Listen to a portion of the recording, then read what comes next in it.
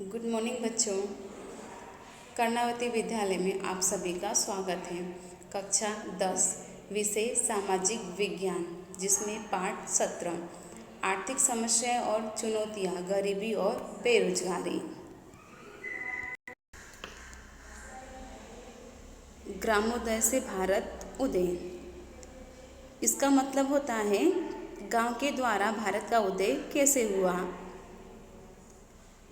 जैसे कार्यक्रमों के माध्यम से किसान लक्ष्य योजनाओं में वन्य प्राणियों से होने वाले नुकसान प्राप्त फसलों की रक्षा करने के लिए, तार की बाड़ लगाने के लिए आर्थिक मदद, कमी या अकाल के समय पशुधन की सुरक्षा के लिए घास उत्पादन और पशु शेल्टर बांधने के लिए मदद, अत्याधुनिक सैटेलाइट या ड्रोन टेक्निक से बरसात की आगाही और खनिज क्षेत्र संशोधन, जमीन का सर्वे करके रिकॉर्ड रखकर कृषि में यंत्रीकरण के लिए ट्रैक्टर तथा मिनी ट्रैक्टर की खरीदी में कम ब्याज दर पर लोन और सब्सिडी के रूप में मदद, पानी की टंकियों के निर्माण में मदद, बागायती फसलों की गुणवत्ता सुधारना, कृषि ऋण मंडली में कंप्यूटराइजेशन, कपास दलहन सरसों के उत्पादन के लिए नई टेस्टिंग लेबोरेटरी स्थापित करना, उचित मूल्य मिलते रहे ऐसा प्रबंध, जल संग्रह के लिए जलाशयों में से कांप निकालकर गहरा करना, बड़े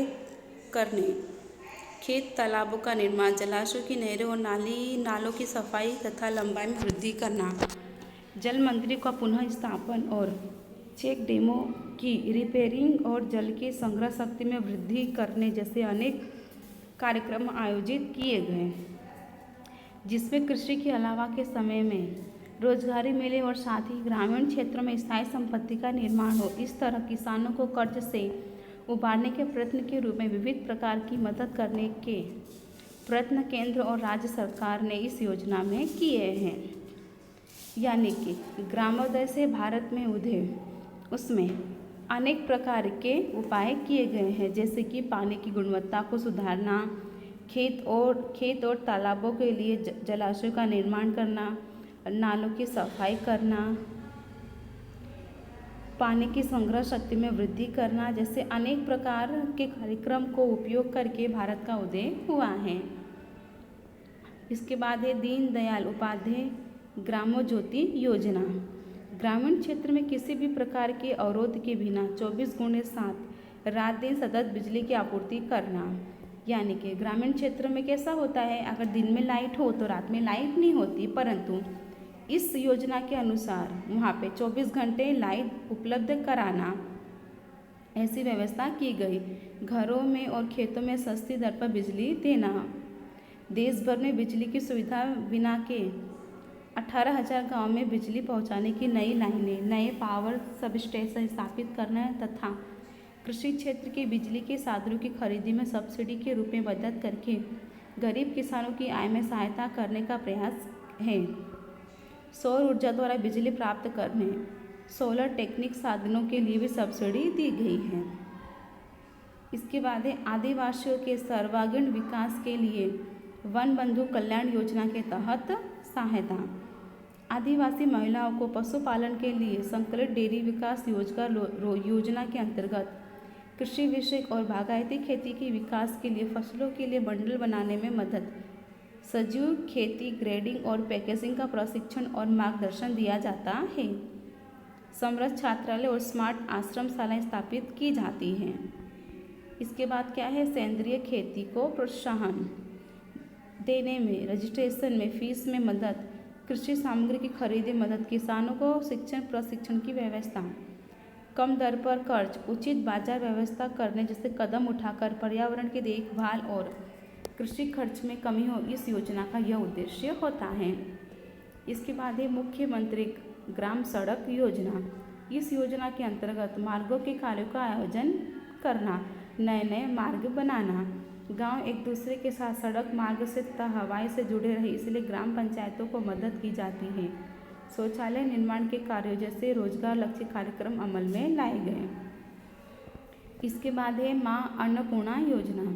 इस योजना के अंतर्गत गुजरात सरकार ने सभी अंत्योदय परिवारों को और गरीबी रेखा के नीचे जीवन जीते शहरी और ग्रामीण क्षेत्रों के लोगों को प्रति परिवार प्रति माह 35 किग्रा अनाज मुफ्त में वितरण करना तथा गरीब मध्यम वर्ग के परिवार को सस्ते दर पर प्रतिमाह प्रति व्यक्ति 5 किग्रा अनाज जिसमें गेहूँ रुपया प्रति किलो, चावल 3 रुपये प्रति किलो के भाव पर उचित मूल्य की दुकानों द्वारा देकर राज्य की 3.82 करोड़ की जनता को इस योजना के अधीन शामिल करके अन्य सुरक्षा प्रदान की है, जिससे आय का बड़ा भाग अनाज पर खर्च करने से बचेगा। इस बचत के माध्यम से अन्य उपभोग की वस्तुएं खरीद कर गरीब व्यक्ति के मुख पर मुस्कान लाकर जीवन स्तर में सुधार लाना इस योजना का उद्देश्य रहा है। सांसद आदर्श ग्राम योजना, इसके अंतर्गत सांसद द्वारा संसदीय क्षेत्र में दस्तक दिए गए गांव में शिक्षण, स्वास्थ्य, रोजगारी की सुविधा बढ़ाकर आधुनिक सुविधा युक्त आदर्श गांव की रचना द्वारा स्थानांतरण को रोकना, सार्वजनिक स्थायी संपत्ति तैयार करना, अच्छे जीवन स्तर का निर्माण करना, ग्रामोद्धार, सांस्कृतिक विकास, विरासत का जतन, सामाजिक समरसता के कार्यों द्वारा रोजगारी उत्पन्न करने के लिए प्रयत्न करना, मानव विकास में वृद्धि करना जैसे उच्च उद्देश्य शामिल किए गए हैं। इसके बाद में महात्मा गांधी राष्ट्रीय ग्रामीण रोजगार गारंटी योजना, मनरेगा रोजगार लक्ष्य कार्यक्रम, हमारे गांव में हमारा काम साथ में मिलता है, उचित दाम के नारे के साथ खूब ही लोकप्रिय योजना, जिसमें राज्य के ग्रामीण क्षेत्रों में रहते परिवारों के जो वयस्क सदस्य है 18 वर्ष के ऊपर शारीरिक श्रम कर सके ऐसे बिन कुशल कार्य करने के इच्छुक ऐसे प्रत्येक परिवार के जीवन निर्वाह के अवसर बढ़ने के लिए प्रति परिवार एक सदस्य को वित्तीय वर्ष में 100 दिन की वेतनयुक्त रोजगारी देने का उद्देश्य है।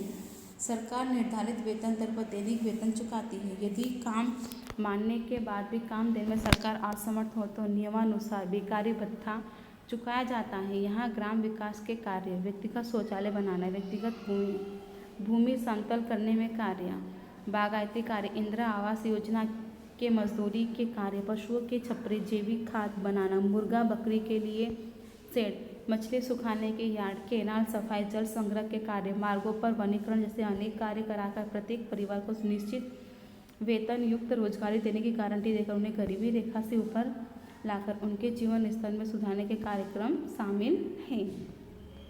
इसके बाद है मिशन मंगल। इसके अंतर्गत राज्य सरकार गरीबी रेखा के नीचे जीवन जीने वाले परिवारों की महिलाओं को सखी मंडलों या स्वयं सहायता समूहों में जोड़कर कौशल वर्धक प्रशिक्षण देकर पापड़, अचार, अगरबत्ती जैसे गृह उद्योगों के विकास के माध्यम द्वारा रोजगारी उपलब्ध करवाकर गरीबी रेखा के ऊपर लाती हैं। दत्तोपंत डेगड़ी कारीगर ब्याज सहायता योजना, इसके द्वारा सरकार हस्तकला और हस्त बुनाई के कुटीर उद्योगों के कारीगरों को कच्चे माल की खरीदी के लिए कम ब्याज दर पर बैंक ऋण उपलब्ध करवाती है। ज्योति ग्रामोदय विकास योजना, इस योजना में ग्रामीण क्षेत्रों में आय और उद्योग की साहसिकता के लिए बेरोजगारों को ग्राम्य क्षेत्रों में उद्योग स्थापित करने हेतु प्लांट, यंत्र सामग्री, बिजली, जमीन आदि के लिए आर्थिक मदद सब्सिडी देकर स्वरोजगारी के अवसर खड़े करने का उद्देश्य है। स्टार्टअप इंडिया में नए विचारों के साथ रोजगार, युवा उद्योग साहसिकों को प्रशिक्षण, मुफ्त बिजली, जमीन और आर्थिक सहायता दी जाती है। वाजपेयी वे केबल योजना, शहरी और ग्रामीण बेरोजगारों को जिनकी उम्र 18 से 65 वर्ष है और कक्षा 4 पास उन्हें प्रशिक्षण देकर उद्योगों के लिए परंपरागत कारीगरों को धंधे के लिए नियत रकम कर्ज देकर स्वरोजगारी कार्यक्रमों को अमल में लाना है। एग्रो बिजनेस पॉलिसी 2016, राज्य सरकार ने प्रोसेस्ड फूड प्रोडक्ट के निर्यात में सहायता एग्रो फूड प्रोसेसिंग यूनिट स्थापित कर 10 लाख लोगों को रोजगार देने की योजना लागू की है, जिसके द्वारा गरीबी में कमी की जा सके। इसके बाद क्या है, बेरोजगारी। भारत की वर्तमान समस्याओं में गंभीर आर्थिक समस्या बेरोजगारी है। भारत की जो आधुनिक समस्याओं में से सबसे अधिक गंभीर समस्या कौन सी है? बेरोजगारी। बेरोजगारी के कारण गरीबी उत्पन्न होती है। यह समस्या लंबे समय की ओर से अर्थतंत्र में गहराई के घर चुकी समस्या है। विश्व के अधिकांश देश बेरोजगारी की समस्या से जूझ रहे हैं। अब है बेरोजगारी का अर्थ।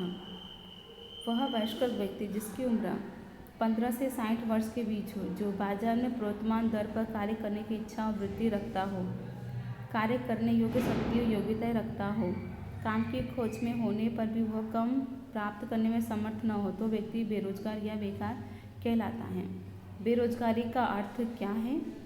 बेरोजगारी का अर्थ है यानी कि जिस व्यक्ति की आयु 15 से 60 वर्ष के बीच हो और वह आधुनिक समय में काम करने की इच्छा शक्ति रखता हो और उसके पास काम करने की इच्छा शक्ति के साथ साथ योग्यता भी हो और काम की खोज भी करता हो तो भी उसे काम ना प्राप्त हो यानी कि काम प्राप्त करने में समर्थ ना हो तो वो व्यक्ति बेरोजगार या फिर बेकार कहलाता है।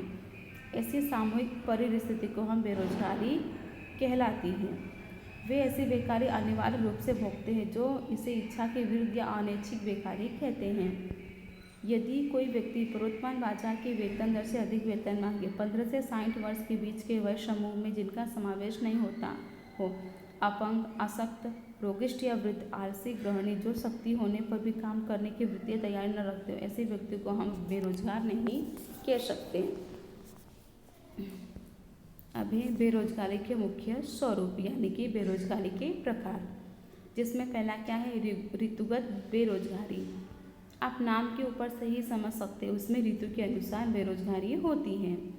भारतीय कृषि क्षेत्र में सिंचाई की अपर्याप्त सुविधाएं, वर्षा की अनियमितता और वैकल्पिक रोजगारी के अवसरों के अभाव में 3 से 5 मास बेरोजगार रहना पड़ता है। इसे ऋतुगत या मौसमी बेरोजगारी कहते हैं। दूसरा है घर्षणजन्य बेरोजगारी। पुरानी तकनीक के स्थान पर नई तकनीक आए तब कुछ समय के लिए श्रमिक बेरोजगार बनता है, जिसे घर्षणजन्य बेरोजगारी कहते हैं। यह बेकारी टेक्निकल तकनीक के कारण उत्पन्न होती है। ढांचागत बेरोजगारी। भारतीय अर्थतंत्र में पिछड़ा और ढूंढी चुस्त है। सामाजिक पिछड़ापन, परंपरागत रूढ़ियाँ रिवाज, निरक्षरता और ढांचागत सुविधाओं का अभाव आदि कारणों में ढांचागत बेरोजगारी पाई जाती है। प्रच्छन्न या छिपी बेरोजगारी। किसी भी काम, धंधे या व्यावसायिक प्रवृत्ति में आवश्यकता से अधिक श्रमिक लगे हो, इस अतिरिक्त श्रमिकों को उत्पादन कार्य में लगा देने से कुल उत्पादन में कोई भी प्रभाव न हो तो इसके अतिरिक्त श्रमिकों को प्रच्छन्न या छिपी बेरोजगारी कहते हैं। इसके बाद है औद्योगिक बेरोजगारी। औद्योगिक क्षेत्र में होने वाले परिवर्तनों के कारण यदि व्यक्ति को लंबे समय या कम समय के लिए काम के बिना रहना पड़े तो ऐसी स्थिति को औद्योगिक बेरोजगारी के रूप में पहचानते हैं। शिक्षित बेरोजगारी। कम से कम माध्यमिक शिक्षा प्राप्त की और यदि व्यक्ति बेरोजगार हो तो उसे शिक्षित बेरोजगार कहते हैं।